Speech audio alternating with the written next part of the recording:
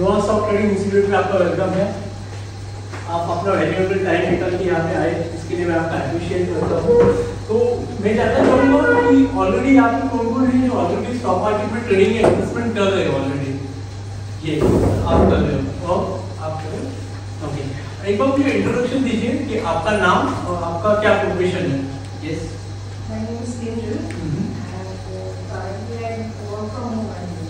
Okay, yes, Pregnant चलता हूँ। Okay, तो मैं बढ़िया हूँ फिर। Housewife, yes, I'm an MBA. I'm studying from my home. Okay, yes, Geeta Bhattacharya in life insurance analyst. Geeta, okay, yes, Dr. Trupti Bhagat practice. Okay. तो कुछ housewife है, कुछ ऑलरेडी वर्किंग करते हैं। तो यहाँ पे हम लोग जो एज अ सेमिनार लेने वाले हैं, इसमें हम लोग सीखेंगे कि what is exactly stock market. अगर आप ट्रेडिंग भी करते हो तो उससे आप कैसे ग्रो कर सकते हो, या फिर अगर आप बिगनर हो तो बिगिनिंग लेवल से आप कैसे स्टार्ट कर सकते हो। ओके, सो हमारा जो प्रोग्राम है WSDP women skill development programme through stock market.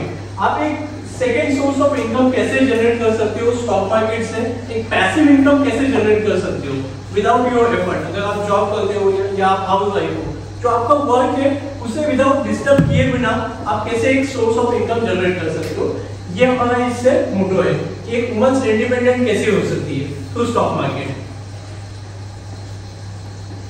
So our mission is women empowerment through stock market to create their own side income and live financial free life. Financial free life का कौन मुझे मतलब बताएगा? What is, आप क्या expect करते हो? What is financial free life? Yes?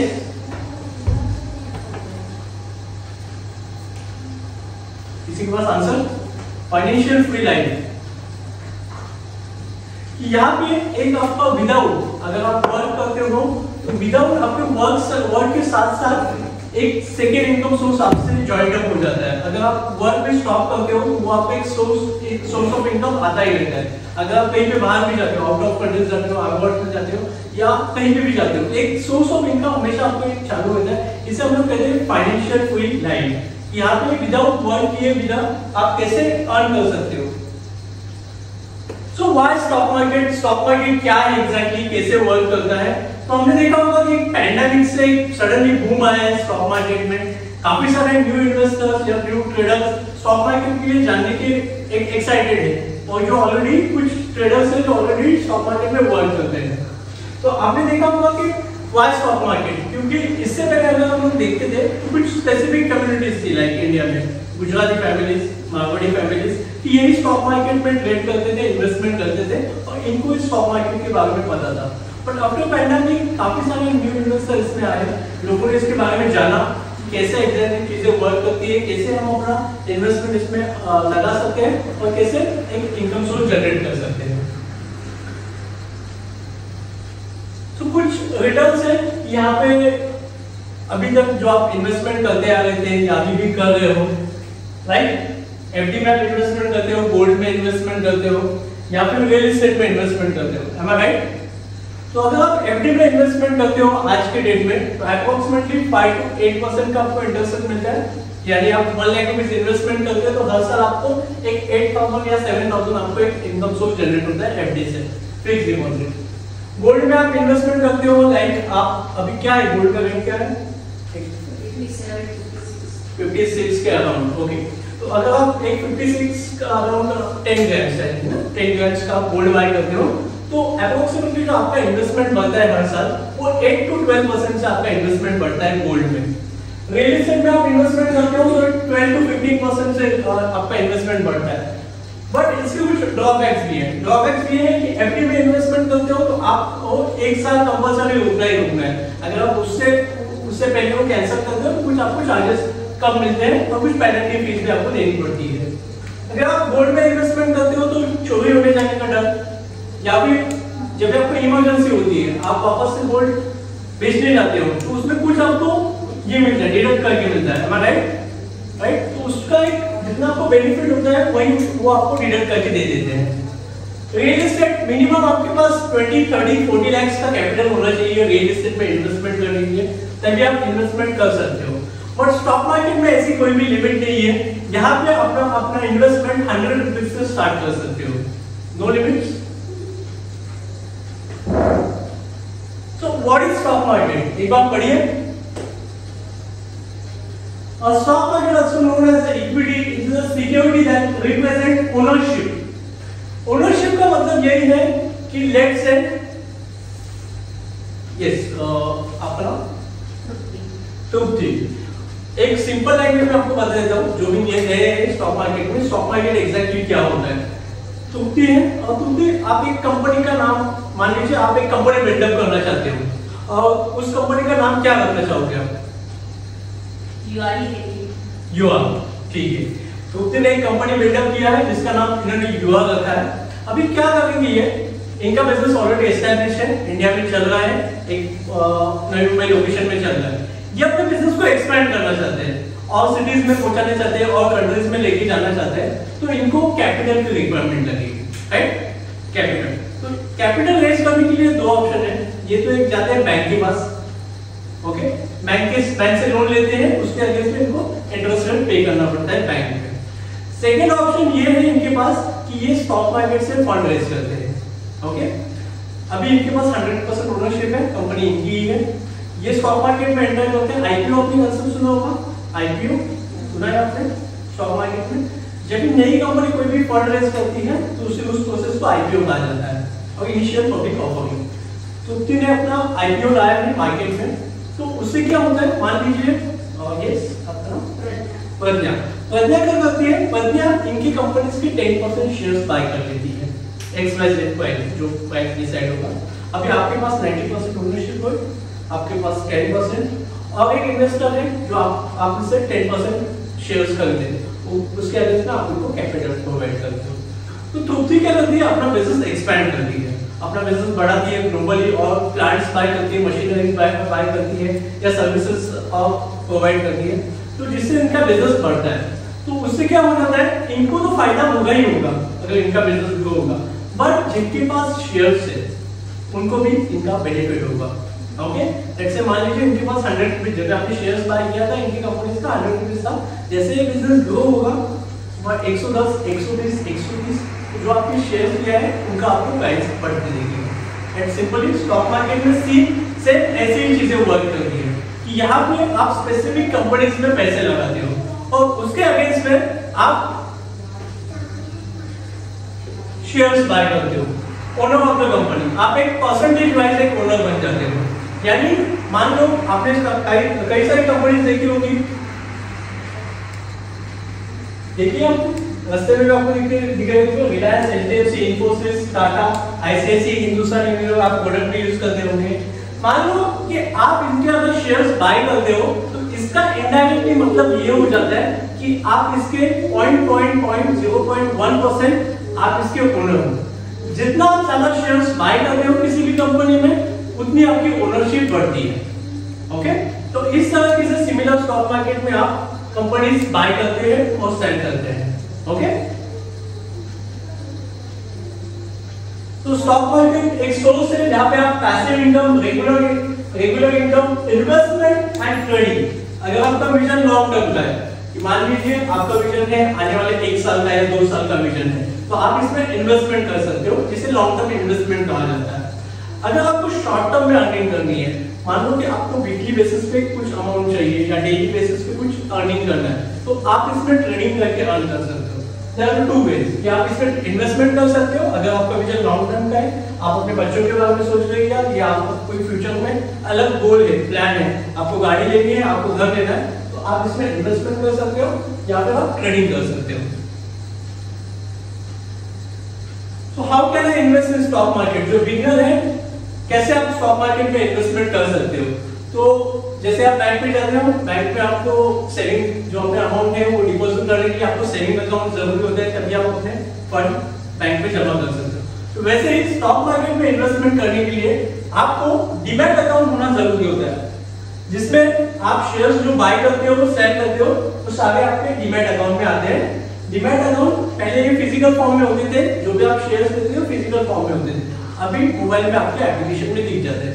आपने कई सारी YouTube पे या टीवी पे भी एड्स देखी होगी, M stocks, Upstox, Zerodha, शेयरकार्ड, ऐसे कई सारे मार्केट में ब्रोकर्स हैं जिनमें आप डिजिटली अपना अकाउंट ओपन कर सकते हो, राइट। कुछ क्वेश्चंस डीमैट अकाउंट के रिगार्डिंग में समझ में आया कैसे स्टॉक मार्केट में एंटर कर सकते हो। एज आपको फर्स्ट डीमैट अकाउंट ओपन करना होगा, देन जो आप शेयर्स बाय करोगे सेल करोगे आपके डीमैट अकाउंट में शो होंगे। सो डीमैट अकाउंट होल्डर्स, अभी इंडिया में टोटल डीमैट अकाउंट होल्डर थे 2018-19 की बात करो तो 3 crore plus demat account open हो गए थे। 2020-21 में 7 करोड़ एंड नाउ 2023 में 10 crore plus demat account open हुए। It's huge number. अगर पैंडेमिक नहीं होता तो ये थोड़ा सा 8 से तक पहुंच जाता, बट पैंडेमिक के कारण एक ड्रास्टिकली चेंज आया है डीमैट अकाउंट के नंबर्स में। तो ये कुछ डीमैट अकाउंट है, तो इनमें से कितने सारे हैं जो वुमेन होल्ड करती है। तो जो टोटल डीमैट अकाउंट है 10 करोड़, उसमें से 2 करोड़ प्लस डीमैट अकाउंट सिर्फ वुमेन होल्ड करती है मार्केट में। It's huge. ये काफी सारे ऐसे वुमेन हैं जो जिन्होंने ऑलरेडी इन्वेस्टमेंट अपना स्टार्ट कर दिया है, ट्रेडिंग स्टार्ट कर दी है मार्केट। तो स्टॉक मार्केट में अभी हम लोग आते हैं मेन पार्ट में कि स्टॉक मार्केट में आप कैसे इन्वेस्टमेंट्स कर सकते हो। स्टॉक मार्केट में बेसिकली 3 सेगमेंट्स में मोस्टली ट्रेडिंग की जाती है। फर्स्ट है equity, options and future. Okay, equity segment में आपको इन्वेस्टमेंट करने के लिए सिर्फ 100 रुपीस का कैपिटल रिक्वायरमेंट होता है। अगर आप ऑप्शन सेगमेंट्स में ट्रेडिंग करते हो तो उसमें मिनिमम आपको 10,000 का कैपिटल रिक्वायरमेंट होता है। अगर आप फ्यूचर सेगमेंट में ट्रेड करते हो तो आपके पास minimum 4 to 5 lakh rupees capital requirement होता है। जो मोस्टली 70% ट्रेड होते हैं मार्केट में वो इक्विटीज में होते हैं, क्योंकि यहाँ पे लो कैपिटल की रिक्वायरमेंट होती है। जो 20% ट्रेड होते हैं 20 to 25% वो ऑप्शन सेगमेंट्स में होते हैं एंड ओनली 5% ट्रेड होते हैं जो फ्यूचर सेगमेंट्स में होते हैं, बिकॉज वो एक्सपेंसिव कैपिटल की आपको ज्यादा रिक्वायरमेंट होती है। तो ये कुछ कंसेप्ट्स हैं। देयर आर 2 वेज, 2 वे से आप स्टॉक को पिकअप कर सकते हो, टेक्निकल एंड फंडामेंटल। इसके बारे में हम लोग डीप डाउन में और जानेंगे, बट आप समझ लो कि टेक्निकल एंड फंडामेंटल, फंडामेंटल जब यूज होता है जब आपका लॉन्ग टर्म का विजन हो, कंपनी की बैलेंस शीट चेक करना, कंपनी के फंडामेंटल चेक करना, कंपनी की पीई रेशियो चेक करना, ये सब फंडामेंटल में होता है। टेक्निकल में आपने कैंडल्स देखा होगा मार्केट में, रेड ग्रीन कैंडल्स सबने देखा होगा। ओके, तो वो कैंडल्स जिसे कहा जाता है इट्स टेक्निकल, कि जो आप शॉर्ट टर्म में डिसीजन लेते हो टेक्निकल बेसिस पे डिसीजन लेते हो, तो कैंडल्स आपको यहाँ पे रेट करना जरूरी है। Top 7 womens changing the investment game in India. कुछ इन्वेस्टर वुमेन्स हैं कि जिन्होंने काफी सारी कंपनीज में इन्वेस्टमेंट करके अपना कैपिटल गेन किया है। उनके कुछ नाम है अंकिता वशिष्ठ, वानी कोला, पद्मजा उपाध्याय, भारती जैकब, नीता मर्चंदनानी, साक्षी चोपड़ा, बाला देशपांडे। ये कुछ वुमेन्स हैं कि जिन्होंने स्मॉल कैपिटल से स्टार्ट किया था और आज एक ह्यूज करोड़्स में इनका इन्वेस्टमेंट है कंपनीज में। जैसे कि प्रीति लाठी है, आनंद लाठी ग्रुप के फाइनेंशियल सर्विसेज में ये वर्क करती है एज अ सीड फंडेड इन्होंने रेज किया है। सेकंड है अंकिता वशिष्ठ। आपने कुछ इसकी कंपनीज में जाने होंगी मार्केट में, सीक्रेट, लिशियस, क्विटी सीक्रेट्स, ऐसी है जो आप प्रोडक्ट भी यूज करते होंगे। लिशियस के आप प्रोडक्ट यूज करते हो घर पे? लिशियस सुना है आपने? लिशियस जो आप फिशेस या पैकेजिंग फूड्स आते हैं डिलिशियस के। सेकंड है वानिकोला, जिनका इन्वेस्टमेंट है ड्रीम11, स्नैपडील, मिंत्रा। इन्होंने क्या किया है, ये सारी कंपनीज में इन्होंने इन्वेस्टमेंट किया है, तभी जाके इन्होंने गेन पाया है एज अ अर्लीस्ट स्टेज में। डॉली गन्ना, जिनका इन्वेस्टमेंट अभी का जो इन्वेस्टमेंट है 10,000 करोड़ प्लस का इन्वेस्टमेंट है, एक स्मॉल अमाउंट से 500 से अमाउंट से इन्होंने स्टार्ट किया था। इनके जो हस्बैंड थे स्टार्टिंग में एसकेएम फैक्ट्री में वर्क करते थे। तो इट्स मिडिल क्लास लेवल से अप क्लास, क्योंकि मार्केट में इनको अभी भी कोई नहीं जानता था। लेट्स से 10,000 करोड़ का पोर्टफोलियो बनाया, बट अगर आप मार्केट में इनका सर्च करोगे नाम डॉली खन्ना कौन है, तो सिर्फ एक ही फोटो दिखेगी डॉली खन्ना का, कि किसी को पता ही नहीं था कि इन्होंने इतना बड़ा बिल्डअप किया है, क्योंकि इनका जो इन्वेस्टमेंट था एक मिड कैप कंपनीज में इन्होंने स्टार्ट किया था। Mid cap and small cap companies का इनका इन्वेस्टमेंट है। इनकी कुछ इन्वेस्टमेंट हम लोग देखते हैं कंपनीज की। केसीबी लिमिटेड, इनका जो होल्डिंग परसेंटेज है 2% है। Rain industries 1.67, heritage food 1%। मैंने जैसे बताया जितने ज्यादा आप कंपनीज में शेयर्स बाय करते हो उतना ज्यादा परसेंटेज ऑफ होल्डिंग आप ओन करते हो कंपनीज का। तो यहाँ पे आपको ऑलरेडी शो कर रही है कंपनीज की, ओके, इतने नंबर ऑफ शेयर्स इन्होंने बाय किए हैं इन सारी कंपनीज में, इसके लिए इनका इतना रेट हुआ है। तो जैसे आपने देखा होगा मार्केट में कि न्यूज चलती रहती है टीवी चैनल पे, ये कंपनी ने इस आदमी ने ये कंपनी को बाय कर लिया या ये कंपनी ने एक्वायर कर लिया, राइट। तो उसका मतलब क्या होता है इनडायरेक्टली कि उन्होंने उस कंपनी के इतने amount of percentage shares buy किए हैं मार्केट में। तो अदानी का आपने सुना होगा कि अदानी ने सीमेंट कंपनीज बाय की है काफी सारी, तो अंबुजा हो गया, एसीसी सीमेंट हो गया कि बाय किया था। तो इनडायरेक्टली क्या है कि अदानी ने उनके शेयर्स इतने बाय किए हैं तभी उनके पास इनडायरेक्टली ओनरशिप चल जाती है। इनका हिंदुस्तान यूनिलीवर का इन्वेस्टमेंट था 115 के रेट में इन्होंने बाय किया था। तो अभी 2010 का हिंदुस्तान यूनिलीवर का प्राइस चल रहा है। शार्क टैंक किसने देखा है? आपने देखा है? गुड। और किसने देखा? आपने देखा है? आपने देखा है? क्या क्या नोटिस किया आपने शार्क टैंक में? कुछ नोटिस तो किया होगा, देखा है तो आपने? मार्केटिंग और शेयर्स और एंटरप्राइजिंग नेचर, राइट, और रिस्क टेकिंग, गुड। तो आपने ऑब्जर्व किया होगा कि काफी सारे न्यू इन्वेस्टर्स यहाँ पे आए थे जिन्होंने अपना फंड स्टार्ट किया था, स्टार्टअप स्टार्ट किया था, और स्टार्टअप में फंडिंग के लिए ये आते थे और जो अपना प्रेजेंटेशन थे वो एक्सप्लेन करते थे एंड देन फंडिंग रेज करते थे, ओके। इनके जो हेड थे आपने देखा होगा विनीता सिंह, शुगर कॉस्मेटिक, आप ब्रांड इनकी यूज करते होंगे अभी भी। तो इनका 210 करोड़ प्लस की वैल्यूएशन की कंपनी इन्होंने बिल्डअप की है। तो आप जैसे आपने पहले उम्र देखा थे जिन्होंने इन्वेस्टमेंट किया था इन सारी कंपनीज में तभी इन्होंने गेन किया था। ये कुछ ऐसे है कि जिन्होंने खुद का कंपनीज बिल्डअप किया है। तो अगर आप खुद का कंपनीज बिल्ड करते हो अच्छी बात है, अगर नहीं बिल्ड करते हो तो आपके पास अपॉर्चुनिटीज है कि अगर जितने भी मार्केट में कंपनीज आ रही है उनके फंडामेंटल चेक करके आप इन्वेस्टमेंट कर सकते हो। सेकंड है नमिता थापर, एम्पियो फार्मास्यूटिकल लिमिटेड, 6000 प्लस करोड़ की कंपनी इन्होंने बिल्डअप की है। गजल अलग मामा प्रोडक्ट यूज करते होंगे, 90 मिलियन की कंपनी है, अपकमिंग आईपीओ में आने वाला है बट कुछ रीजन से डिले हो गया है, ओके। तो इट्स टाइम कि आप भी इन्वेस्टमेंट कर सकते हो इनके फंडामेंटल चेक करके, राइट। इन्फ्लेशन, महंगाई है, परेशानी है सब लोग।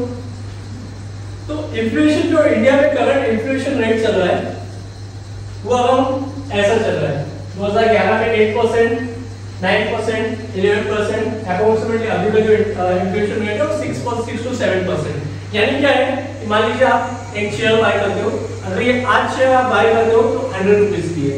अगर आप अगले साल वही शेयर्स आप बाय करते हो तो कुछ आपने देखा होगा परसेंटेज ऑफ बढ़ता है, सभी प्रोडक्ट की कुछ ना कुछ अमाउंट बढ़ती गई थी। तो उसका जो अप्रोक्सीमेटली जो बढ़ रहा है वो 6 to 7% से रेट बढ़ते हैं हर साल। तो अगर आप 100 रुपए की शेयर है अगले साल आप जाओगे 107 में आपको बाय करनी पड़ेगी अप्रोक्सीमेटली। तो ये इन्फ्लेशन रेट है इंडिया का, तो ये बढ़ते ही जा रहा है, अभी थोड़ा स्टेबल चल रहा है। रिलेट कर पा रहे हो 2020 का ये कुछ ग्राफ है, एलपीजी सिलेंडर 600, 700, 800, 900, अभी कितना करंटली चल रहा है? 700, 1100। तो 1000 आई थिंक लास्ट का था, अभी कुछ और बढ़ गया है 1052 लास्ट टाइम का, तो अभी 1100 तक पहुंच गया। तो इन्फ्लेशन रेट बढ़ रहा है, इन्फ्लेशन रेट बढ़ रहा है, महंगाई बढ़ रही है। तो आपको महंगाई को बीट करने के लिए क्या करना पड़ेगा? यस, कोई गेस क्या करना पड़ेगा? अगर महंगाई जनरेट इनकम, और जनरल इनकम आप कर लोगे, जॉब से आप कर लोगे या वर्क करके कर लोगे, बट उससे भी ज्यादा है कि जो आप इनकम जनरेट कर पाते हो उसे कैसे आप कंपाउंडिंग कर पाते हो। अगर इन्फ्लेशन रेट 6% से बढ़ रहा है तो आपका जो इन्वेस्टमेंट है, जो आपके पास कैपिटल पड़ा है, उसको आपको उसके डबल से बढ़ाना होगा, यानी 12% से बढ़ाना होगा। 12% अबव से बढ़ना होगा, तभी आप इन्फ्लेशन को बीट कर पाओगे। अगर इन्फ्लेशन में 6% से बढ़ रहा है और आपने वही पैसा लगा के एफडी में डाल दिया, तो वहां से भी 6% आपको इंटरेस्ट रेट मिल जाएगा, तो वो एक्चुअली बीट नहीं करोगे आप, एज अ इक्वल लेवल पे रहोगे। अगर आपको बीट करना है तो उससे आपको डबल गेन चाहिए, तभी आप उसको बीट कर पाओगे। कुछ प्रोडक्ट्स है जिनकी प्राइस नहीं बढ़ रही है। आगे जी 5 साल से खा रहे हो उतनी की उतनी प्राइस है, जिसे श्रिंकफ्लेशन कहा जाता है। इन्फ्लेशन का अपोजिट श्रिंकफ्लेशन, कि जहां पे प्रोडक्ट की साइज है जो श्रिंक होती जा रही है। 100 ग्राम मिलता था पहले, अभी 92, देन 88, अभी 55 ग्राम का मिल रहा है। एक बिस्किट कम होते जा रहा है, वो चाय में खाते हो एक बिस्किट कम आते जा रहा है। आने वाले टाइम में शायद इतना सा ही मिले, या उसके बाद सिर्फ कागज ही मिले, बिस्किट ही नहीं मिले। तो इन्फ्लेशन रेट बढ़ते जा रहा है, देश का भी वैसा ही है। 30 अभी का 30 का मिल रहा है, क्वांटिटी कम हो गया। नेक्स्ट टाइम आप ओपन करोगे सिर्फ हवा ही बाहर निकलेगा, देश कहां पे ढूंढते हो। तो हाउ टू बीट इन्फ्लेशन, जैसे मैंने बताया कि आपको आपके इन्वेस्टमेंट को बढ़ाना होगा, इन्वेस्टमेंट जो आप ये कर रहे हो उसको बढ़ाना होगा। देन मोस्ट इंपॉर्टेंट पार्ट, एक बार रीड कीजिए जोर से।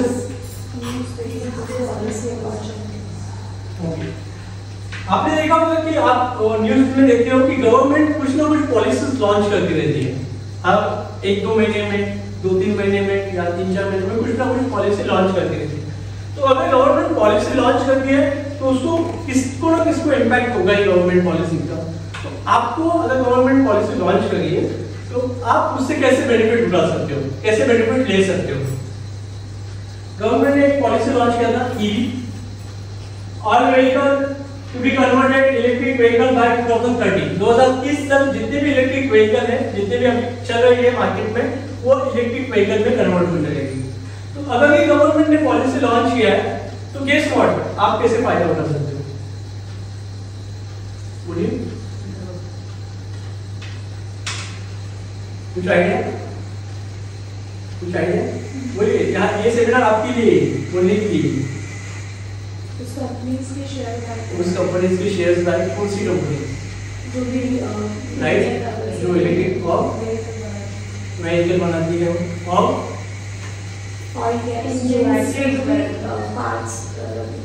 पार्ट्स, ओके, इलेक्ट्रिक कंपनीज हैं उसके बारे में। ग्रेट। और कुछ idea, engine same similar, electric supply, okay. तो अब लोग देखते हैं कि किसको किसको बेनिफिट होगा, how you can get benefits. तो first of all 3 components, 3 parts आते हैं।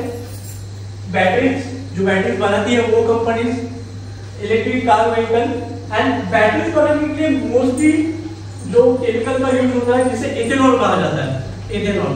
अगर आप पिछले 2 साल का, 1 साल का नहीं 2 साल का अगर रिकॉर्ड निकाल के देखोगे तो जितने भी शुगर कंपनीज थे उनके रेट एक ड्रास्टिकली चेंज है, उनकी शेयर प्राइस में।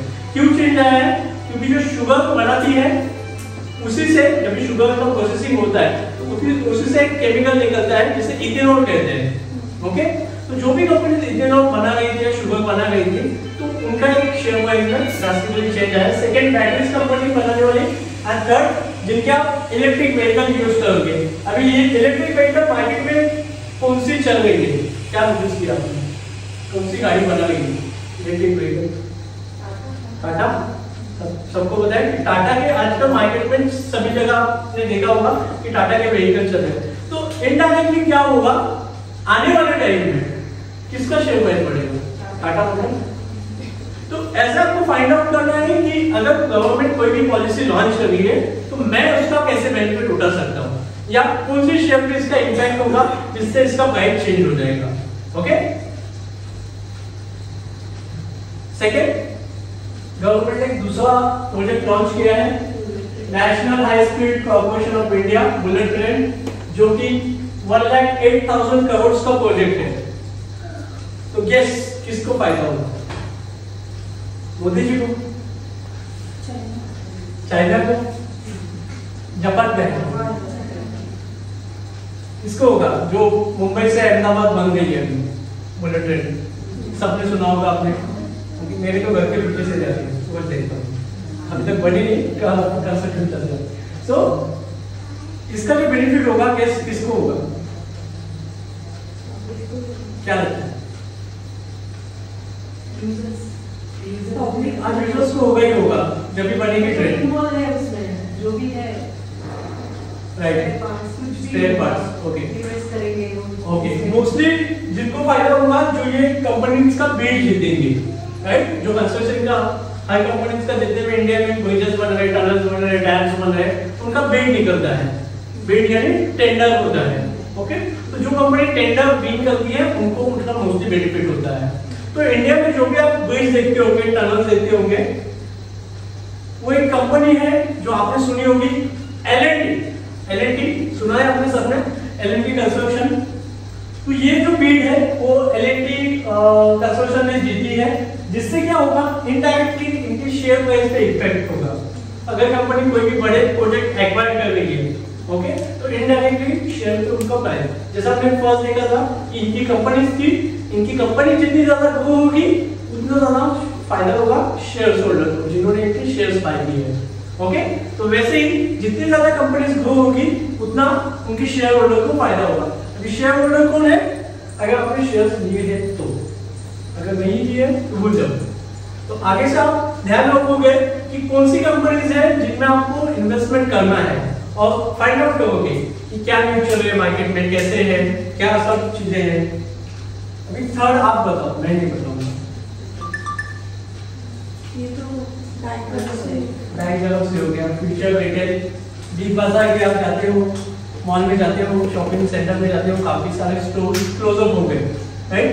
तो क्या लगता है किसको बेनिफिट हुआ है? रिलायंस, गुड, कौन? रिलायंस फ्रेश और जियो मार्ट से रिलायंस पे कंसिडर। डीमार्ट में जाते हो, ओके। तो इनडायरेक्टली अगर कोई क्लोजअप भी हो रहा है तो मार्केट में उसके कंपटीशन में उनको उनका फायदा होगा। तो अभी कंपटीशन में दो ही है, एक तो first of all Reliance fresh जो कि रिलायंस इंडस्ट्रीज के अंडर में आती है, एंड सेकंड डीमार्ट का अगर आप शेयर्स मार्केट में ढूंढने जाओगे तो आपको नहीं मिलेगा, नहीं मिलेगा, क्या लगता है बट नाम अलग है, एवेन्यू सुपरमार्ट, ये डीमार्ट का नाम है स्टॉक मार्केट में। क्यों? क्योंकि जो कंपनी का डॉक्यूमेंटेशन के ऊपर नाम रहता है उसी नाम से कंपनी कभी कभी स्टॉक मार्केट में लॉन्च होती है।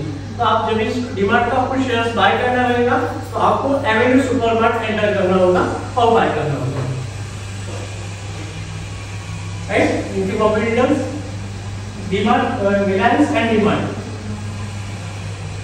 तो स्टॉक मार्केट एक सोर्स है जहां से आप पैसिव रेगुलर ट्रेडिंग से हाई लिक्विडिटी है, हाई लिक्विडिटी यानी ये कि आपने आप 10 शेयर्स बाय किए, 10 शेयर्स बाय किए, तो उसको कन्वर्ट होने में सिर्फ आप सेल बटन की जरूरी है, ओके। जैसे आप लैंड बाय करते हो या रियल एस्टेट बाय करते हो तो उसको आपके लिए बायर फाइंड आउट करना होता है, एक 1-2 मंथ्स वेट करना होता है, तभी आपको बायर मिलता है। बट यहाँ पे ऐसा नहीं है, जैसे आप सेल बटन पे क्लिक करते हो तो सामने वाला आपको बायर मिल जाता है, ओके। एंड सेकंड है easy convert into cash, easily आप डायरेक्टली अपने बैंक अकाउंट में फंड विड्रॉ कर सकते हो। Then ability to protect your wealth from inflation, आप इन्फ्लेशन को बीट कर सकते हो स्टॉक मार्केट से। अभी कैसे कर सकते हो ये हम लोग आगे जानेंगे। एवेन्यू सुपरमार्ट शेयर्स का रेट है 3.38। अगर हम लोग 5 इयर्स का इसका चार्ट निकाल के देखेंगे तो अप्रॉक्सीमेटली 5 इयर्स में 211% का रिटर्न डीमार्ट ने दिया है। अगर आप ये फिगर देखते हो तो 42% का रिटर्न दिया है। जो हमने देखा था गोल्ड, एफडी, रियल एस्टेट, इससे ज्यादा है, लगता है आपको ज्यादा है? क्यों ज्यादा है? क्योंकि आप भी जाते हैं डीमार्ट में शॉपिंग करते हो, तो आपकी वजह से हुआ है। तो इसका इनडायरेक्टली मतलब ये है कि जो आपको फाइंड आउट करना है कि कौन सा कंपनीज के ज्यादा प्रोडक्ट यूज करते हैं मार्केट में, ओके। सेकंड में देखते हैं आईटीसी, 1 ईयर में अप्रोक्सीमेटली 62% का रिटर्न गेन किया है, ह्यूज रिटर्न है। आईटीसी के बारे में कौन जानता है, क्या है आईटीसी?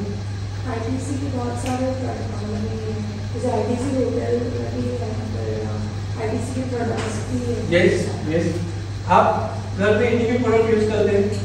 आशीर्वाद आटा यूज करते हो, बिंगो खाते हो, विवेल सोप यूज करते हो, सेवलॉन यप्पी मैगी खाते हो, क्लासमेट की बुक्स यूज करते हो, सर्विस एंड ऐसे कई सारे प्रोडक्ट हैं जो आईटीसी कंपनी बनाती है। ओके, तो आप ही प्रोडक्ट ये कंज्यूम करते हो, इसी की वजह से शेयर प्राइस बढ़ती है। तो आपको गेस करना है किसी भी कंपनी में इन्वेस्टमेंट करने से पहले कि जो कंपनी इसकी प्रोडक्ट में यूज कर रहा हूँ वो आने वाले 5 साल तक चलेगी या नहीं चलेगी। ओके, कि अगर आप आशीर्वाद आटा ले रहे हो घर में या जितने भी प्रोडक्ट यूज कर रहे हो, आपको कितने को लगता है कि ये आने वाले 2-3 साल तो मार्केट में मिलेंगे ही मिलेंगे, या मैं इनके प्रोडक्ट लूंगा ही लूंगा, लगता है आपको? सेम वो बिग बाजार और उनका भी वैसा ही था ना, यही प्रोडक्ट सब वो मैक्सिमम बेचते थे, फिर भी आई दे अफ्रेड। ओके, बेसिकली क्या होता है कि इट्स बिग बाजार एक स्टोर है, रिटेल स्टोर है कि जहाँ पे ये प्रोडक्ट यूज करते हैं। बिग बाजार एक अलग कंपनी है और आईटीसी एक अलग कंपनी है। ओके, आईटीसी हिंदुस्तान, तो मोस्टली जो प्रोडक्ट यूज करते हैं आईटीसी होती है, तो ये ऑल ओवर इंडिया में इनके प्रोडक्ट चल रहे हैं। ऐसा नहीं कि बिग बाजार के ही बिक रहे हैं। अगर बिग बाजार बंद भी हो जाता है तो इंडिया में काफी सारे ऐसे रिटेल चेन है या दुकानें हैं या किराना स्टोर्स है जिनमें प्रोडक्ट बिक रही है। तो ऐसा नहीं कि बिग बाजार से नहीं करेंगे तो इनका बिकेगा नहीं, प्रोडक्ट तो बिकने वाले है ही नहीं। Same it is apply to DMart also, तो डीमार्ट का क्यों नहीं सेम हुआ? क्या वही प्रोडक्ट्स अब डीमार्ट में भी मिलते हैं, तो बिग बाजार क्यों फेल हुआ वो और ये दूसरा? Okay, good question. बिग बाजार के फाउंडर है राधा कृष्ण दमानी।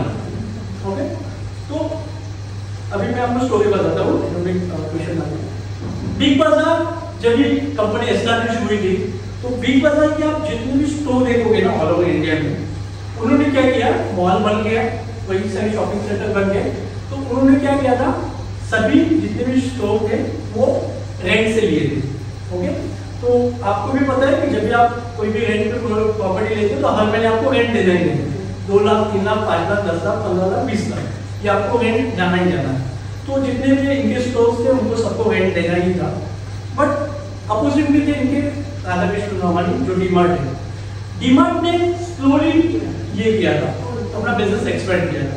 तो जो भी राधा कृष्ण दमानी जो बिजनेस अपना एक्सपेंड कर रहे थे वो क्या करते थे, first of all area find out करते थे, एरिया फाइंड आउट कि किस लोकेशन में क्राउडेड ज्यादा है, और उसके अंदर एक लैंड, प्रॉपर्टी नहीं देखते थे, लैंड देखते थे, लैंड जमीन का एक टुकड़ा लेते थे और वहां पे अपना जमीन का टुकड़ा लेके और वहीं पे अपने स्टोर बनाते थे, वो खुद बिल्डअप करते थे, किसी को रेंट देना ही नहीं, राइट।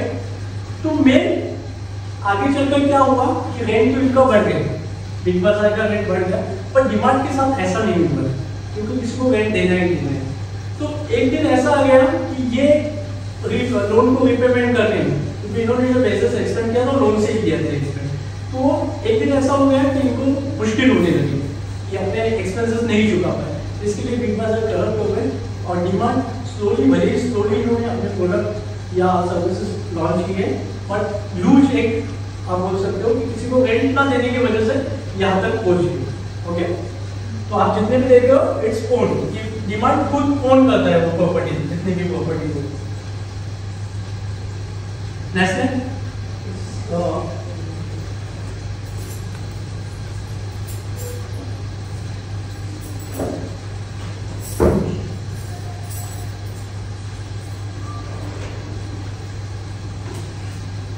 नेस्ले जानते हैं आप, शेयर का रेट है 22,000 का एक शेयर बाय करने के लिए आपको 22,000 पे करना होगा मार्केट में।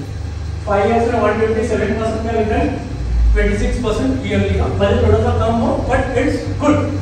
ओके, अभी नेस्ले जो प्रोडक्ट लॉन्च करती है बनाती है यही प्रोडक्ट है, किटकैट, मैगी, नेस्कैफे या मंच, ये प्रोडक्ट आप यूज करते हैं,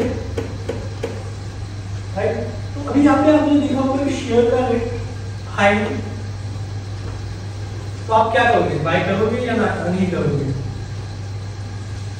नहीं, तो क्या यस बैंक बाय करोगे? यस बैंक अभी 40 रुपीज के आसपास चल रहा है, 14 रुपए के आसपास। उसको आप बाय करोगे, इसको बाय करोगे। ये इसमें कैपिटल ज्यादा रहेगा तो ये करेंगे। लॉन्ग टर्म के लिए तो वैसे और शॉर्ट टर्म के लिए तो भी हम कर सकते हैं ऐसे। Yes. थोड़ा रेस्ट तो हमेशा आपको ये ध्यान में रखना है, आप एज अ बिगनर को स्टॉक मार्केट में काफी सारे लोग बिगनर हैं, तो उनको मेरा यही सजेशन रहेगा कि आप प्राइस को फॉलो मत करो स्टॉक मार्केट में। फर्स्ट आप देखो कौन सी कंपनी गुड वैल्यूएशन की, ओके। अगर आज यस बैंक का शेयर 14 रुपीज का दिख रहा है, तो एक समय वो 300 का था, तभी वो यहाँ तक पहुंचा है डाउनफॉल होके। ऐसा नहीं कि वो अभी यहाँ से वो वापस वहां तक पहुंच जाएगा, ऐसा नहीं होता जनरली। तो बेसिकली आपको ये फाइंड आउट करना है कि आप कौन से प्रोडक्ट यूज करते हैं मार्केट में, जैसे ब्रिटानिया हो गया, हिंदुस्तान यूनिलीवर हो गया, आईटीसी हो गया या डीमार्ट हो गया। ऐसे जो प्रोडक्ट है जिनको आपको पता है कि ये आने वाले 5 साल तक मैं ये खुद यूज करता रहूंगा, ओके। तो आप ऐसी कंपनीज पे ट्रस्ट करो कि जो मार्केट में बंद नहीं होगी। आपको लगता है टाटा मोटर, टाटा की गाड़ी चला मार्केट में 5 साल में आप यूज करना छोड़ोगे? नहीं। तो ऐसे आप कंपनीज फाइंड आउट करो। रिलायंस, तो हम लोग ये देखते हैं रिलायंस इंडस्ट्रीज, तो इनकी सब्सिडरी ब्रांड्स रहते हैं, सब्सिडरी कंपनीज रहती हैं कि जहां का रेवेन्यू इंक्लूड होता है रिलायंस इंडस्ट्रीज में। कुछ कंपनीज रहती है जो एक ऐसे जैसे डीमार्ट देखा था, तो डीमार्ट का कुछ एक ही ब्रांड है, सिर्फ डीमार्ट। बट रिलायंस का अलग अलग सेगमेंट्स में अलग अलग इनके ब्रांड्स हैं, जैसे जियो सिनेमा हो गया, एजियो हो गया, रिलायंस फ्रेश हो गया, जियो टीवी हो गया, रिलायंस डिजिटल हो गया, रिलायंस गैस हो गया। तो ये सारे कंट्रीब्यूट करते हैं रिलायंस के ग्रोथ में, ओके। इसके बारे में हम लोग आगे जानेंगे कि आपको क्यों अपना पोर्टफोलियो डाइवर्सिफाई करना है। पोर्टफोलियो डाइवर्सिफिकेशन के बारे में हम लोग आगे जानेंगे। सर रतन टाटा 4% जीडीपी में कंट्रीब्यूशन है, 50,000 प्लस करोड़ का ये टैक्स पे करते हैं इंडिया में, न्यूयॉर्क स्टॉक एक्सचेंज में भी लिस्टेड है। अगर इनका हम लोग टैक्स देखते हैं, एक ह्यूज 4% जीडीपी में इनका कंट्रीब्यूशन है। जो अकेला टाटा ग्रुप का वैल्यूएशन है, सिर्फ टाटा ग्रुप का वैल्यूएशन है, जितने भी पाकिस्तान स्टॉक एक्सचेंज में जितने भी कंपनीज लिस्टेड है, टोटल कंपनीज, उनका अगर वैल्यूएशन देखा जाए और सिर्फ टाटा ग्रुप का वैल्यूएशन देखा जाए, तो टाटा ग्रुप के आगे बढ़ जाएगा, इतना टाटा ग्रुप का वैल्यूएशन। एक लेगेसी, एक ब्रांड बिल्डअप किया है सर रतन टाटा जी ने। इन्होंने कुछ ब्रांड्स एक्वायर किए, जैसे कि जैगवार हो गया, लैंड रोवर हो गया। इनका आप स्टोरी भी जानते होंगे कि एक टाइम था कि टाटा कमर्शियल व्हीकल अच्छी नहीं चल रही थी, तो ये सेल आउट करने के लिए टाटा जो मोटर देख रहे हो, वो एक टाइम पे सस्टेन नहीं कर रहे थे मार्केट में, तो इनको ये कंपनी सेल आउट करना था, बेचना था या किसी को देना था। तो ये डेट्रॉइट चले गए बिल फोर्ड मोटर आपने सुना होगा, फोर्ड कंपनी के मालिक बिल फोर्ड, उनके पास चले गए। उनको बोला इन्होंने कि यस ये मेरी कंपनी है, या बाय कर लो और ये बाय करके आप मुझ पे एहसान कर दो। बट बिल फोर्ड क्या बोला उस दिन कि अगर धंधा चलाने नहीं आता ना तो छोड़ दो, धंधा करो। और ये बात इतनी चुप गई कि उसी रात को डेट्रॉइट से सीधा मुंबई आ गए अपनी पूरी टीम को लेकर, और इतना वर्क किया कि पूरी कंपनी को टर्न अराउंड कर दिया। और आज एक दिन ऐसा आ गया कि जो बिल फोर्ड थे, जो जिनका ब्रांड था लैंड रोवर एंड जैगवार, ये लेके बिल फोर्ड खुद रतन टाटा जी के पास आ गए और बोला कि हमसे ये कंपनी नहीं संभाली जाएगी, आप इस कंपनी को बाय करो। और तभी ये जो ब्रांड है वो आप टाटा ग्रुप के पास आप देखते हो, इट्स ह्यूज की ब्रांड बना है। तो कुछ लोग ऐसे इंडिया में हैं कि जो ऑल टाइम सबके मन में फेवरेट है। Most important part, how to build a portfolio. कैसा आप अपना पोर्टफोलियो बिल्डअप कर सकते हो, कैसे आप प्रोटेक्ट कर सकते हो अपने वेल्थ को। जो हमारा स्टॉक मार्केट है वो सेक्टर वाइज डिवाइडेड है, ओके। समय का थोड़ा ये है तो मैं आपको समझा देता हूँ, एक बार कॉन्सेंट्रेट कीजिए। मोस्ट इंपॉर्टेंट आपको हमेशा ये ध्यान में रहना चाहिए कि जो सेक्टर है हमारे वो सेक्टर वाइज डिवाइडेड है स्टॉक। बैंकिंग सेक्टर में बैंकिंग सेक्टर के स्टॉक आएंगे, एफएमसीजी सेक्टर में जो आप प्रोडक्ट कंज्यूम करते हो, फास्ट मूविंग कंज्यूमर गुड्स, ये एफएमसीजी सेक्टर में आएंगे। आईटी, जितनी भी आईटी सर्विसेज आप यूज करते हैं ओके, आईटी सेक्टर्स में आएंगे, हेल्थ केयर सेक्टर में आ जाएंगे, रियल एस्टेट के स्टॉक आ जाएंगे। एग्जांपल, बैंकिंग सेक्टर में जितने भी banking, HDFC bank, ICICI bank या आरबीएल बैंक हो गई बैंकिंग सेक्टर में, FMCG, HUL, Marico, Dabur, Nestle, Bajaj consumer, FMCG sector में, आईटी सेक्टर में TCS, Tata, Elxsi, Infosys. Okay, health care sector में एंड रियल एस्टेट सेक्टर। तो जब आप अपना पोर्टफोलियो बिल्डअप करते हो ना, जैसे आपके पास 1 लाख का कैपिटल है मान लो, तो आपको क्या करना है कि आपको अपना जो कैपिटल है वो एक ही सेक्टर में नहीं डालना है कि मेरा 1 लाख है तो मैं 20,000 के एचडीएफसी के शेयर्स बाय करता हूँ, 20,000 के आईसीआईसी के, एसबीआई के, और अपना पूरा फंड एक ही सेक्टर में फंड इन्वेस्टमेंट कर देता हूँ। भले मेरे कंपनीज अलग अलग चुनी हो बट सेक्टर एक ही है। इन केस मान लो अगर बैंकिंग सेक्टर किसी भी कारण से या गवर्नमेंट में कोई पॉलिसी आ जाता है या कुछ आ जाता है, बैंकिंग सेक्टर डाउन साइड में चला जाता है, तो उस केस में क्या हो जाएगा कि आपने जितना भी फंड इन्वेस्टमेंट किया है वो आपका रेट दिखेगा और हो सके उसको रिकवर होने में 1 से 2 साल का टाइम मिल जाएगा। तो हमेशा आपके पोर्टफोलियो को डाइवर्सिफाइड करना चाहिए। डाइवर्सिफाइड कैसे करना चाहिए? Don't put your all eggs in one basket. क्या है इसका? कि आपने सारे अंडे एक ही बास्केट में मत रखो, क्योंकि जिस दिन आपका बास्केट छूट जाएगा सारे अंडे टूट जाएंगे। तो इसका मतलब कितना 5-6 डेली पकड़ के चले, ऐसा कुछ नहीं ना। तो इसका मतलब यही है कि आपके जितने भी स्टॉक्स है उनको आपको डिवाइड करना है कि मैंने जो मेरा 1 लाख का कैपिटल है वो हेल्थ केयर सेक्टर में 20,000 इन्वेस्टमेंट किया, बैंकिंग सेक्टर के जो टॉप, अभी जहाँ पे हम लोग पिकअप करते हैं, जो भी कंपनीज पिकअप करती हैं, तो वहां पे हम लोग टॉप कंपनीज देखते हैं। बैंकिंग सेक्टर में अगर 10-12 कंपनीज है तो उनमें से टॉप कौन है उसको हम ले लेंगे। एफएमसीजी सेक्टर में जो टॉप है उसको हम लोग ले लेंगे। रियल एस्टेट सेक्टर में टॉप, और जो टॉप की कंपनीज है वो पिकअप करके हम लोग अपना बंच बनाएंगे। तो इससे क्या होगा, अगर मान लो कि कोई आपका एक सेक्टर नीचे में आ जाता है, चलो मान लो कि बैंकिंग सेक्टर नीचे में आ जाता है, तो आपको डरने की जरूरत नहीं, क्योंकि आपके 5-6 सेक्टर ऐसे हैं जो आगे बढ़ेंगे ही बढ़ेंगे, और वो जो आपका लॉस है वो आपका डायरेक्टली इनमें से रिकवर हो जाएगा। ओके, तो ये आपको हमेशा ध्यान में रखना है। और एज ए युवा स्टॉक ट्रेडिंग में यहाँ पे हम लोग यही सिखाते हैं कि आप कैसे कंपनीज फाइंड आउट कर सकते हो, कंपनीज की पीई रेशियो कैसे चेक कर सकते हो, फेस वैल्यू कैसे चेक कर सकते हो, डिविडेंड यील्ड कैसे चेक कर सकते हो, बैलेंस शीट कैसे चेक कर सकते हो, और कंपनीज के फ्यूचर प्लान्स रहते हैं वो आप कैसे चेक कर सकते हो, जिससे आप एक गुड स्टॉक्स पिकअप कर पाते हो। अभी हम लोग राकेश झुंझुनू वाला नाम सुना आपने? मार्केट का बिग बुल कहा जाता है, वो स्टॉक मार्केट के बिग बुल कहा जाता है, अभी जस्ट पास हो गए वो।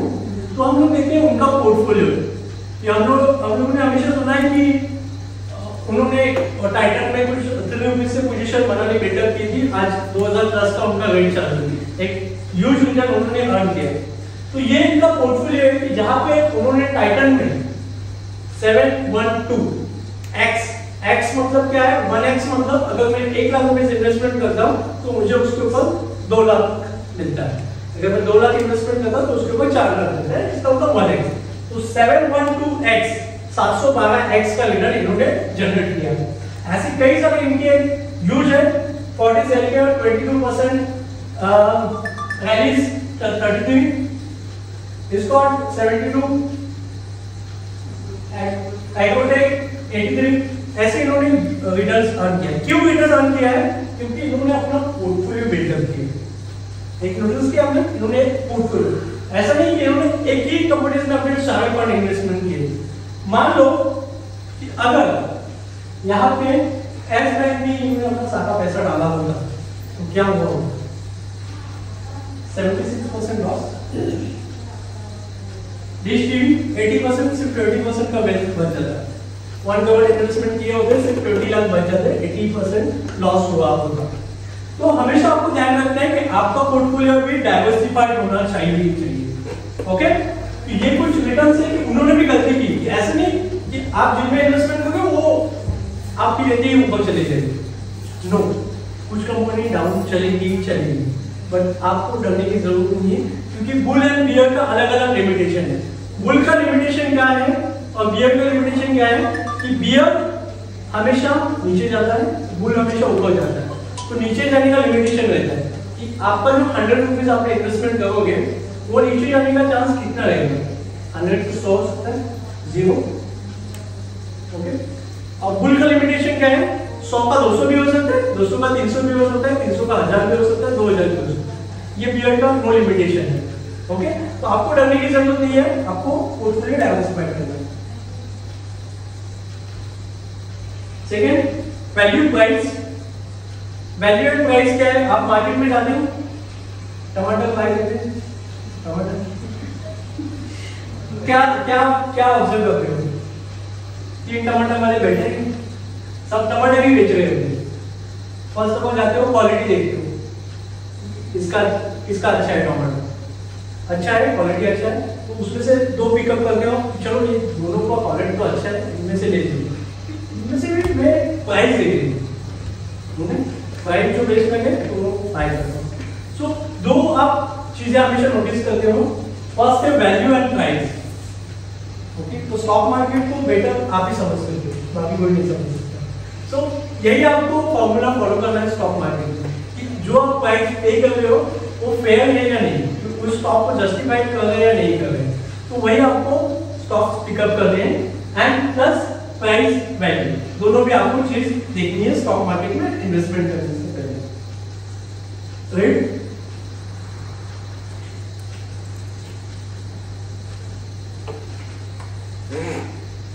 अगर कोई आज पेड़ की छाया में बैठा है तो इसका मतलब यही है कि उसने किसी ने बहुत समय पहले पेड़ लगाया होगा। कि अगर आप आज कुछ इन्वेस्टमेंट करते हो तो उसका आपको फल कहां पे मिलेगा, एज अ लॉन्ग टर्म में। Okay, as soon as earlier as possible, कि आपका इन्वेस्टमेंट हमेशा एज सुन एज पॉसिबल होना चाहिए। आपने देखा होगा कि कई सारे लोग, आपने सुना भी होगा स्टॉक मार्केट गैम्बलिंग है, स्टॉक मार्केट में पैसा नहीं लगाना चाहिए, स्टॉक मार्केट में पैसा लगा के डूब जाएगा। So why people fail in stock market and lose their hard earn money? क्या लगता है क्यों लॉस करते हैं? यस, ग्रीडीनेस, गुड, और yes, impatience.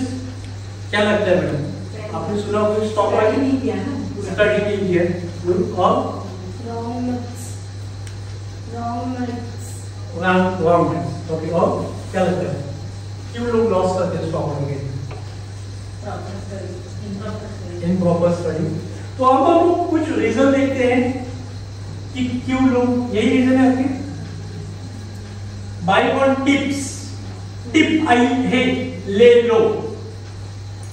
Selling on first drop, कि पहले थोड़ा सा नीचे आ गया, फियर के मारे सेल आउट कर दिया। इन्वेस्टिंग इन इमोशन बेसिस पे मैंने इन्वेस्ट कर दिया। फॉलिंग टू डाइवर्सिफाइड, जैसा आपने देखा था, डाइवर्सिफाइड किया ही नहीं, ओनली बाइंग हाइपिंग स्टॉक, जिनका मार्केट में नाम चल रहा है, सिर्फ नाम ही चल रहा है, उनको ही शेयर्स बाय करो। तो बाइंग ऑन टिप का मतलब क्या होता है, मैं आपको एक बार बता देता हूं। सुबह उठो, अभी न्यू इन्वेस्टर है या जो ऑलरेडी इन्वेस्टमेंट कर दिया, उनके लिए भी ये चीज लागू होता है। सुबह उठते हो, आपका मोबाइल लेते हो, मोबाइल पे एक एसएमएस आता है। क्या मैसेज आता है? After the super success Bhakti James, our second multi-billion stocks coming tomorrow at 11 AM. Entry price 58 rupees, target है 150 का। 21 दिन में पैसा डबल। अक्षय कुमार का 21 दिन में पैसा डबल। आप देखते हो कितना है, प्राइस का कितना है, शेयर प्राइस कितना चल रहा है, कितने तक जाने वाला है? आप सोचते हो छोड़ो, जाने। सुबह दूसरे दिन उठते हो, दूसरा एक message, look Sensex goes down, 1500 point Sensex नीचे है, और but our PGDL and GGL trading strong new daily high. We clearly told you, मैंने आपको पहले ही कहा था ले लो। Multi billion stocks not goes up, it will be goes up. Both stocks are ready to big up move next week. Invest all your money in this two stock, कि आप अपना सारा फंड इनमें इन्वेस्ट करो। आप कहते हो चलो छोड़ो, मैसेज आया है, और तीसरे चौथे दिन आपको वापस मैसेज आता है। अभी आपका जो रेटनेस आ चुकी है, चलो 2 दिन से मैसेज आया है, कुछ तो होगा, कुछ तो चल रहा होगा स्टॉक में। आपको 58 में रिकमेंड किया था, 3-4 दिन बाद आप देखते हो 79 चला गया, 79 या 70 के आसपास चला गया। आप सोचते हो कि यार बाय किया होता तो बन जाता, एक 10 to 12% का प्रॉफिट बन जाता 5-6 दिन में। Multiple stocks, BGGL target intraday 79, this week 83, final target 160। पहले 150 का होना था, अभी 160 चल रहा जाने वाला है। Every week price go up 5 to 10%। एक दिन में, हर वीक में आपको 5 to 10% मिल रहा है।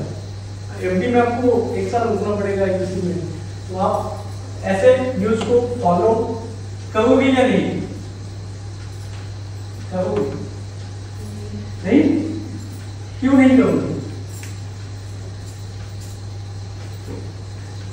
देखते हो देन फाइनली हाई 88 का हाई मारा है। 10 multiple stocks, this week target 97 and buy as soon as possible. कि आप शेयर्स को बाय करने के लिए यहां तक 3rd 4th दिन तक इन्फ्लुएंस हो जाते हो। और 90% लोग शेयर्स बाय करते हैं जो लोग मैसेज देखते हैं, मैसेज फॉलो करते हैं, चाहे आप व्हाट्सएप पे हो या टेक्स्ट पे हो। आप शेयर्स बाय करते हो 83 के आसपास शेयर्स, जब तक ऑलरेडी सब चीजें क्रॉस हो चुकी है तब तक शेयर्स बाय करते हो। भक्ति जेम्स आपने बाय किया 87, 85, 88 में बाय किया, और सडनली जहां पे आपने बाय किया तभी से प्राइस ड्रॉप होना चालू हो जाती है, डंप प्राइस 50 रुपीज तक आ जाती है। It's pump and dump. ये क्यों हुआ? क्योंकि आपने स्टॉक्स बाइंग से पहले उनके फंडामेंटल नहीं चेक किए कि कंपनी क्या करती है, कंपनी के प्रोडक्ट क्या है, कंपनी का नाम क्या है। नाम तो अच्छा लग रहा है, भक्ति जेम्स, वाह ज्वेलरी नाइस, अच्छा है, कुछ ना कुछ बड़ा करती होगी कंपनी। बट ऐसा नहीं है कि जिस कंपनी का आपको नाम भी नहीं पता है, आपने उनमें डायरेक्टली न्यूज या टिप्स के द्वारा फॉलो की है, तो सडनली ऐसे कुछ मार्केट में स्कैंडल या कुछ आप बोल सकते हो चल रहा होता है। तो आपको हमेशा सिक्योर रहना है, एजुकेशन को आपको बढ़ाना है, नॉलेज को गेन करना है, और तभी जाके आपको इन्वेस्टमेंट करना है, तो जिससे आपका जो कैपिटल रहता है वो सेफ रहता है। तो एज ए स्टॉक ट्रेडिंग में हम लोग यहाँ पे ऑल दिस चीज बताते हैं। सेकेंड आपने देखा होगा इमोशनल बाइंग्स के ऊपर एक एग्जांपल है, मार्केट में पैटर्न चल रहा था, आपने देखा होगा ऑक्सीजन की शॉर्टेज चल रही थी मार्केट में, ऑक्सीजन ऑक्सीजन सिलेंडर्स कम पड़ रहे थे, और स्टॉक मार्केट में कंपनीज है बॉम्बे ऑक्सीजन, तो मार्केट में सबको लगा ही ऐसे कि अगर नाम बॉम्बे ऑक्सीजन है तो क्या बनाती हो? ऑक्सीजन हाँ लगा, 80% लोगों को लगा कि ऑक्सीजन ही बनाती है। स्टार्टिंग यहाँ से पहला स्टार्ट हो गया, कंपनी बॉम्बे ऑक्सीजन बनाती है। 6200 का भाव 27,000, विद इन 1 मंथ 27,000 तक चला गया। ओके, और यहाँ पे टॉप पे या किसी रैली में यहाँ पे किसी ने अप पे ये किया है, सडनली जैसे न्यूज बाहर आई कि ऐसी कोई भी प्रोडक्ट ये कंपनीज नहीं बनाती है, ओके, तो सडनली भाव वापस से 7,500 तक चला गया।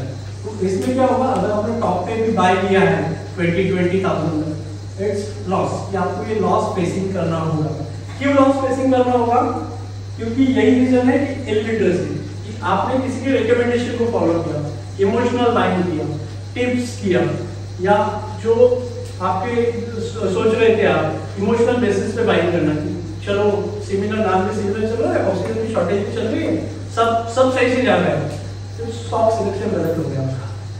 तो ये ऐसा आपको नहीं करना है, ओके। तो युवा स्टॉक ट्रेडिंग में हमारा मकसद यही है कि आप फाइनेंशियली लिटरेट हो जाओ, ओके, आप समझो, चीजों को समझो और देन आप इन्वेस्टमेंट करो स्टॉक मार्केट में। तो रूल ऑफ सक्सेसफुल ट्रेडिंग क्या है? सक्सेसफुल ट्रेडिंग के rule, always use your trading plan. हमेशा आपके पास आपका ट्रेडिंग प्लान होना जरूरी होता है।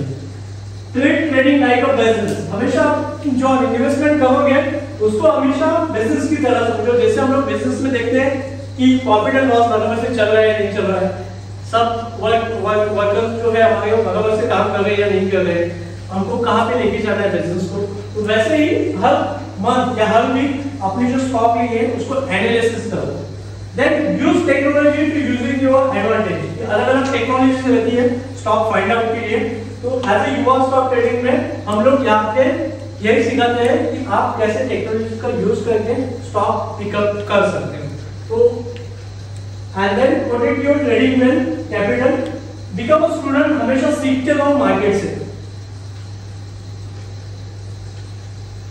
Rule of successful trading, risk only what you can afford, risk उतना ही लो जितना अफोर्ड कर पाओगे। यूज ओन कैपिटल, हमेशा अपने कैपिटल से इन्वेस्टमेंट करो, कहां से लोन लेके, क्रेडिट कार्ड से स्वाइप करके या किसी से उधार लेके इन्वेस्टमेंट मत करो। Then always your stop loss, stop loss लगा के रखो, चाहे वो स्टॉक्स में नहीं लगा के रखोगे तो भी चलेगा, अपने मन में लगा के रखो। Then know when you stop, कि आपको हमेशा पता होना चाहिए कि मुझे कहां पे स्टॉप करना है। तो एज ए युवा स्टॉक ट्रेडिंग में हम लोग यही सिखाते हैं।